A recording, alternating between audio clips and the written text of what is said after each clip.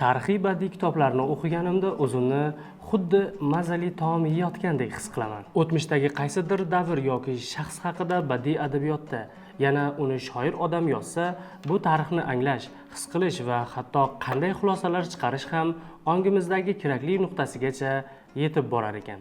Assalomu alaykum. Bugun bir burchakda mana shunday o'qigach yoddan chiqarib bo'lmaydigan tarix, Xurshid Davronning Bibixonim qissasi haqida gaplashamiz.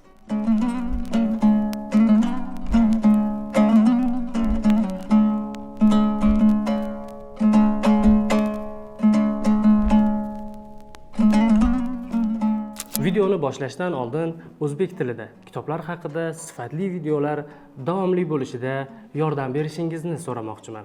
Buning uchun videoga like bosishingiz, kanalimga obuna bo'lishingiz va izoh yozishingiz kifoya. Bu amallarni YouTube algoritmi yaxshi ko'radi va ko'proq odamga ko'rsatadi. Tushunganingiz va qo'llab-quvvatlaganingiz uchun rahmat. Kitob sizni 15-asr oxirlariga, Temuriylar davrining yutuqli va ziddiyatli voqealari ichiga olib kiradi. Bosh qahramon Saroy Mulk xonim, ya'ni Amir Temurning rafiqasi Bibixonim.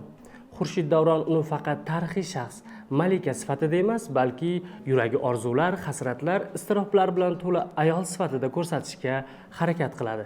Menga aynan shu insoniy yondashuv juda ham yoqdi.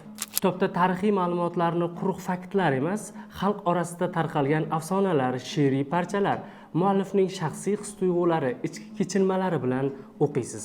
Xurshid Davron Bibixonim haqida bugungacha yetib kelgan afsonalarni hikoya qilar ekan, ularning kelib chiqish sababini, qaysi tomonlari haqiqatga yaqin u qaysi tomonlari bo'rttirilganini ham birma-bir tahlil qilib beradi.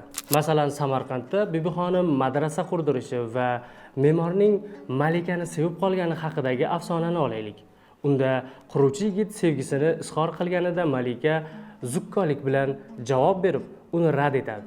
Qurilish tugaganida esa jangdan qaytayotgan Temur shaharga kirib kelayotganini eshitgan me'mor qo'rqqanidan qanot yasab madrasa tomidan uchib ketadi.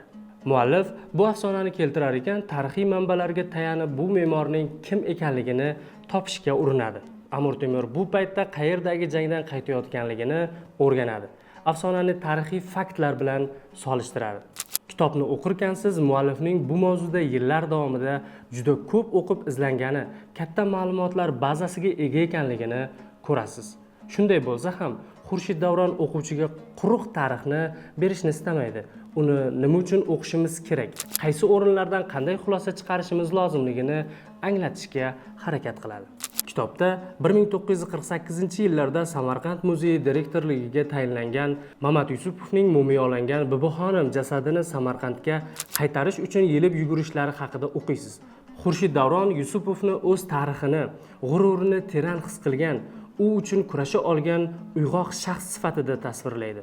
Yana muallif bu davrda o'zbek muzeylaridagi qimmatli o'tmishimiz parchalarining talon-taroj qilib yuborilganidan qattiq o'ksinadi. Kitobda muallifning bolalik tepasi, Bibixonimning Amir Temur bilan ilk uchrashuvi, kichik nevarasi Mirzo Ulug'bek bilan suhbatidan keyingi iztiroblari men uchun ta'sirli sahnalar bo'ldi. Bibixonim qissasi haqida yana ko'p gaplar gapirgim kelyapti. Aytishim kerak bo'lgan gaplar haqiqatda ko'p. Ammo ba'zi taomlar haqida tinmay ta'rif eshitgandan ko'ra, uni o'zingiz yeb ko'rganingiz, ta'mini his qilganingiz yaxshiroq. Shunday ekan, bu kitobni o'qishda sizga yoqimli ishtaha tilayman. Bir burchakda keyingi videolarda ko'rishguncha. Bo'ldi.